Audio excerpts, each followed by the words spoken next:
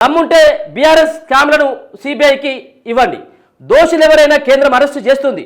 Phone tapping నిందితులు ప్రభాకర్ రావు, శ్రావణ్ పారిపోతే కేసీఆర్, కేటీఆర్, హరీష్ రావును అరెస్టు చేయొచ్చు కదా. చీకటి ఒప్పందాలు మీవి, బురద మాపైన. గతంలో ఏ ముఖ్యమంత్రి ఎమ్మెల్సీ ప్రచారంలో పాల్గొనలేదు. సీఎంకు కేంద్ర మంత్రి సంజయ్ కౌంటర్. దాంతోపాటు బీఆర్ఎస్తో రేవంత్ కుమ్మక్కు. అందుకే ఫోన్ ట్యాపింగ్ కేసు నిర్వీర్యం. సీఎం అసమర్థతను బీజేపీపై రుద్దే యత్నం. ఈ కేసును రేవంత్ వదిలినా మేము వదలం. దెయ్యమని తిట్టి సోనియా కాళ్ళు బొక్కింది ఎవరు? కేంద్ర మంత్రి కిషన్ రెడ్డి. సో రేవంత్ రెడ్డి చేసినటువంటి వ్యాఖ్యలకు కౌంటర్గా బండి సంజయ్ అండ్ కిషన్ రెడ్డి పైన రేవంత్ రెడ్డి వ్యాఖ్యలు చేసిన తర్వాత ఆయన కౌంటర్ అటాక్ వీళ్ళు చేయడం జరిగింది.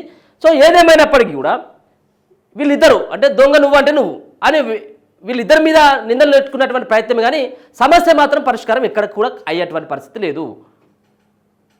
ఇప్పుడేమో నువ్వు తీసుకొస్తే అరెస్ట్ చేస్తాను వాళ్ళు, దమ్ముంటే ఈ కేసులన్నీ సిబిఐకి ఇవ్వు, మేము చూసుకుంటామని వీళ్ళు. పెట్టేది అడక తిననిది. సో వీళ్ళు చేసేది ఏముండదు. ఇది ఒకరిపైన ఒకరు పట్టగాల్సి మీద చేసుకునేటువంటి ప్రయత్నమే చేస్తారు తప్పించి అసలైనటువంటి సమస్యను పక్కదారి పట్టిస్తారు. సో వాళ్ళు మాట్లాడినటువంటి మాటలు కనుక చూసుకున్నట్టయితే ఉంటే బండి సంజయ్ అండ్ కిషన్ రెడ్డి మరి ఆయనకు కౌంటర్ ఇస్తూ ముందుగా బీఆర్ఎస్ స్కామ్లను సిబిఐకి ఇచ్చే దమ్ముందని చెప్పేసి బండి సంజయ్ మాట్లాడితే, సీఎం రేవంత్ రెడ్డికి దమ్ముంటే ఫోన్ ట్యాపింగ్ ఫార్ములా, ఈరేస్, గొర్రెల స్కామ్, కాళేశ్వరం, కేటీఆర్ బామర్ది పార్టీలో డ్రగ్స్ దొరికిన కేసులను సిబిఐకి అప్పగించాలని కేంద్ర హోంశాఖ సహాయ మంత్రి బండి సంజయ్ సవాల్ విసిరారు. బీఆర్ఎస్ హయాంలో జరిగిన కుంభకోణాలపై సిబిఐ విచారణ జరపాలని కోరుతూ లేఖ రాస్తే ఆయా కేసుల్లో దోషులు ఎవరైనా అరెస్టు చేసి జైల్లో వేయించే బాధ్యత కేంద్రం తీసుకుంటుందని స్పష్టం చేశారు. రాష్ట్ర ప్రభుత్వం కోరకుండా, న్యాయస్థానాల ఆదేశాలు లేకుండా సొంతంగా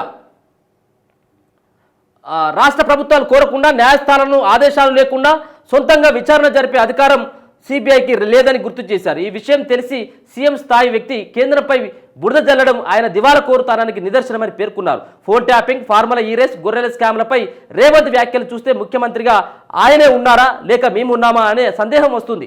అధికారాన్ని చేతిలో పెట్టుకుని ఎందుకు అరెస్టు చేయలేదని కేంద్రాన్ని నిలదీస్తుంటే నవ్వొస్తుంది. ట్యాపింగ్ కేసులో నిందితులైన ప్రభాకర్ రావు, శ్రావణ్ విదేశాలకు పారిపోతే కేసీఆర్, కేటీఆర్, హరీష్ సహా సూత్రధారులు తెలంగాణలో ఉన్నారు కదా అని అన్ని ఆధారాలు ఉన్నాయని చెబుతూ రాధాకిషన్ రావు సహా కొందరు అధికారులను అరెస్టు చేసి 10 నెలలు జైల్లో ఉంచిన మీరు కేసీఆర్ కుటుంబాన్ని ఎందుకు అరెస్టు చేయలేదు? పైకి తిడుతున్నట్లుగా నటిస్తూ కేసీఆర్ కుటుంబంతో చీకటి ఒప్పందాలు చేసుకున్నది మీరు కాదా? ఒకవైపు మీరు విచారణ చేస్తూ మమ్మల్ని అరెస్టు చేయమంటారా అని ప్రశ్నించారు. ఓటమి భయంతోనే రేవంత్ అబద్ధాలు ఆడుతున్నారని కూడా ఆయన మాట్లాడడం జరిగింది. ఎమ్మెల్సీ ఎన్నికల్లో కాంగ్రెస్ అభ్యర్థులు ఓడిపోతారని రేవంత్కు భయం పట్టుకుందని సంజయ్ అన్నారు.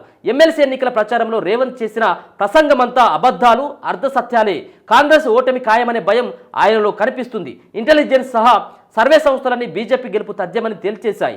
కాంగ్రెస్ 3వ స్థానానికి పడిపోతుందన్న నివేదికలతోనే సీఎం హడావిడిగా ప్రచారం ప్రారంభించారు. చరిత్రలో ఇంతవరకు ఏ ముఖ్యమంత్రి కూడా ఎమ్మెల్సీ ఎన్నికల ప్రచారంలో పాల్గొనలేదు. రేవంత్ మాత్రం ఒకే రోజు 3 జిల్లాల్లో 3 మీటింగ్లో పాల్గొన్నారు. డబ్బు, అధికారం, మరి మీరెక్కడ ఏం చేస్తారు సార్? ఇద్దరు కేంద్ర మంత్రులు కూడా పాల్గొంటారు. కిషన్ రెడ్డి ఒక పక్కన తిరుగుతూ ఉన్నారు కదా. అంటే మీరు చేస్తున్న సంసారం ఇంకోరు చేస్తారో ఏదో. మొత్తం ఇంతకుముందు చెప్పిన మొత్తం అంతా రాజకీయాలంతా కూడా కల్మిషం అయిపోయినాయి. మొత్తం బురద రాజకీయాలు అయిపోయినాయి. ఏదేమైనప్పటికీ కూడా ఓటమి భయం రేవంత్ రెడ్డికి పట్టుకున్నదనేది, అలాగే ఫోన్ ట్యాపింగ్ కేసులో మరి అమెరికా పారిపోయినటువంటి ఇద్దరు గురించి ఆలోచిస్తూ ఉన్నారు. కానీ మరి రాష్ట్రంలో ఉన్నటువంటి కేసీఆర్, కేటీఆర్, హరీష్ రావులను ఎందుకు అరెస్ట్ చేయట్లేదు మీరు అన్నటువంటిది ప్రశ్నని ఆయన లేవనెత్తుతూ ఉంటే, బీఆర్ఎస్తోనే రేవంత్ కుమ్మక్క అయిపోయిండు, అందుకే ఫోన్ ట్యాపింగ్ కేసు నిర్వీర్యం చేస్తూ ఉన్నాడు అనేది కిషన్ రెడ్డి చేస్తున్నటువంటి వ్యాఖ్యలు. బీఆర్ఎస్తో కుమ్మక్కై CM Revanth Reddy phone tapping కేసును నిర్వీర్యం చేశారని కేంద్ర బొగ్గు గనుల శాఖ మంత్రి బీజేపీ రాష్ట్ర అధ్యక్షుడు కిషన్ రెడ్డి విమర్శించారు. తన అసమర్థతను కప్పిపుచ్చుకోవడానికి రేవంత్ కేంద్రాన్ని బదనం చేస్తున్నారని మండిపడ్డారు. కేసీఆర్కు రేవంత్కు తేడా ఏమీ లేదని, కేసీఆర్ నుంచి పునికి పుచ్చుకున్నట్లుగా రేవంత్ పచ్చాబద్దాలు మాట్లాడుతున్నారని ధ్వజమెత్తారు. సోమవారం బీజేపీ రాష్ట్ర కార్యాలయంలో కిషన్ రెడ్డి మీడియాతో మాట్లాడారు. ఫోన్ ట్యాపింగ్ కేసును సిబిఐకి ఇవ్వాలని ప్రతిపక్షంలో ఉన్నప్పుడు డిమాండ్ చేసిన రేవంత్ సీఎం అయ్యాక బీఆర్ఎస్తో కుమ్మక్కే కేసును నిర్వీర్యం చేశారని ఆరోపించారు. ఈ కేసులో అరెస్ట్ అయిన వాళ్ళు బెయిల్ తీసుకుని దర్జాగా బయటకు వస్తుంటే రేవంత్ అసమర్థతను బీజేపీపై రుద్దే ప్రయత్నం చేస్తున్నారని మండిపడ్డారు. ట్యాపింగ్ కేసును సిబిఐకి ఇవ్వాలని బీజేపీ హైకోర్టును ఆశ్రయించిందని గుర్తు చేశారు. ఈ కేసును రేవంత్ వదిలిపెట్టినా తాము వదిలిపెట్టబోమని తేల్చి చెప్పారు. ఈ కేసును సిబిఐకి అప్పగించారు పంపించాలని, దర్యాప్తు ఎలా ముందుకెళ్లదో తాము చూస్తామని ప్రకటించారు. మజ్లిస్, బీఆర్ఎస్, కమ్యూనిస్టు పార్టీ దేశ వ్యతిరేక శక్తులతో చీకటి ఒప్పందాలు చేసుకున్న చరిత్ర కాంగ్రెస్ పార్టీదని మండిపడ్డారు.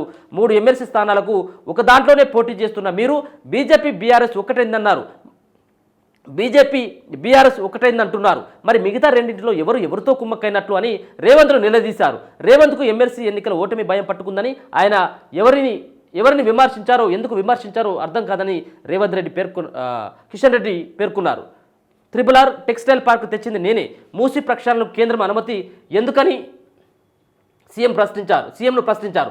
ఆ ప్రాజెక్టు తాము వ్యతిరేకం కాదని, కానీ పేదల ఇల్లు కూల్చవద్దన్నదే తమ విధానమని తెలిపారు. రీజనల్ రింగ్ రోడ్డును రేవంత్ సీఎం కాకముందు తాను మంజూరు చేయించాలని కిషన్ రెడ్డి స్పష్టం చేశారు. కానీ ఆ ప్రాజెక్టుకు తాను అడ్డుకుంటున్నానని రేవంత్ ఆరోపణలు చేయడం దారుణమని మండిపడ్డారు. టెక్స్టైల్ పార్కు రీజనల్ రింగ్ రోడ్డును తెచ్చింది తానేనని కిషన్ రెడ్డి చెప్పారు. ముస్లింలను బీసీలో చేర్చేందుకు రేవంత్ ప్రయత్నిస్తున్నారని, అది బరాబర్ తప్పేనని అన్నారు. మతాన్ని తీసుకువచ్చి బీసీలో కలపడాన్ని తాము వ్యతిరేకిస్తామని తెలిపారు. రేవంత్లా తాను పార్టీ ఇప్పుడు ఇంతకుముందు రేవంత్ గారే మాట్లాడుతూ బీసీలలో ముస్లింలు కూడా ఉన్నారు, గతంలో నుంచి దాదాపుగా 1970 నుంచి సైతం కూడా అనుభవిస్తూ ఉన్నారు బీసీ రిజర్వేషన్లను ముస్లింలు. అది చేసింది కూడా మీ పార్టీ, గుజరాత్లో కూడా అమలవుతూ ఉంది అని చెప్పేసి ఆయన కూడా చెప్తా ఉన్నారు. మరి దాన్ని ఒకసారి చూసుకోండి కిషన్ రెడ్డి గారు. సరే, ఏదేమైనప్పుడు కూడా దీంట్లో రకరకాలైనటువంటి బీసీలలో ముస్లింలని బీసీ కోటలో కలపడం, దాంట్లో వాళ్ళకి రిజర్వేషన్ ఫలాలు పొందేలాగా చేసడం, ఇది సరైనటువంటి విధానం కాదు అనేది మొదటి నుంచి కూడా భారతీయ జనతా పార్టీ మాత్రం ఆరోపిస్తూ ఉంది. ఏదేమైనా కానీ అక్కడ రేవంత్ చేసినటువంటి వ్యాఖ్యలకైతే గట్టి కౌంటర్నే బీజేపీ నేతలు, ఇద్దరు కేంద్ర మంత్రులైనటువంటి బండి సంజయ్ కావచ్చు, మరో పక్కన కిషన్ రెడ్డి గట్టి కౌంటర్ ఇవ్వడం జరిగింది.